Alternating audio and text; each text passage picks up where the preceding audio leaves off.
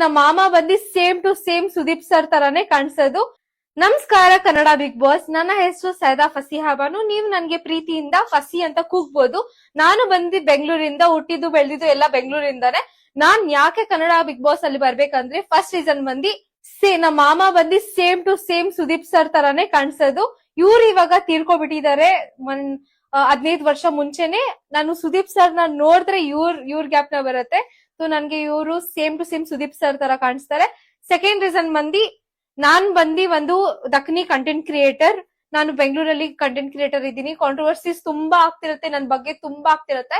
ಏನಾದ್ರು ಒಂದ್ ವಿಡಿಯೋ ಮಾತ್ರ ತುಂಬಾ ಕಾಂಟ್ರವರ್ಸಿ ಆಗುತ್ತೆ. ಏನಾದ್ರು ನಾನ್ ಬಿಗ್ ಬಾಸ್ ಅಲ್ಲಿ ಬಂದ್ರೆ ಫನ್, ಎಂಟರ್ಟೈನ್ಮೆಂಟ್, ಜಗಳ ತುಂಬಾ ಆಗುತ್ತೆ. ಯಾರಾದ್ರೂ ನನ್ ಜೊತೆ ಕರ್ಕೊಂಡ್ರೆ ನಾನಂತೂ ಬಿಡೋದಿಲ್ಲ.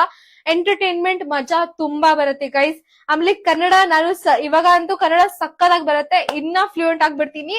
ಅಂದ್ರೆ ನಾನು ಎಲ್ಲಾ ಎಕ್ಸ್ಪ್ಲೋರ್ ಮಾಡ್ಬೇಕು, ನಾನು ಹೇಗಿರ್ತಾರೆ, ಹೆಂಗೆ ಚೆನ್ನಾಗಿರ್ತಾರೆ ಅಂತ.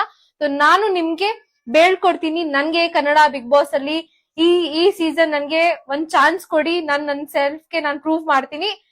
ತುಂಬಾ ಎಂಟರ್ಟೈನ್ಮೆಂಟ್ ಅಂದು ತುಂಬಾ ಬೀಳತ್ತೆ, ತುಂಬಾ ಮಜಾ. ಬಿಗ್ ಬಾಸ್ ಅಲ್ಲಿ ಒಂದು ಆಪರ್ಚುನಿಟಿ ಕೊಡಿ. ನಾನು ತುಂಬಾ ಆಸಮ್, ತುಂಬಾ ಬೆಂಕಿ ಆಗ್ಬಿಡ್ತೀನಿ. Thank you all. ಪ್ಲೀಸ್ ಜೈ ಕನ್ನಡ, ಜೈ ಕರ್ನಾಟಕ.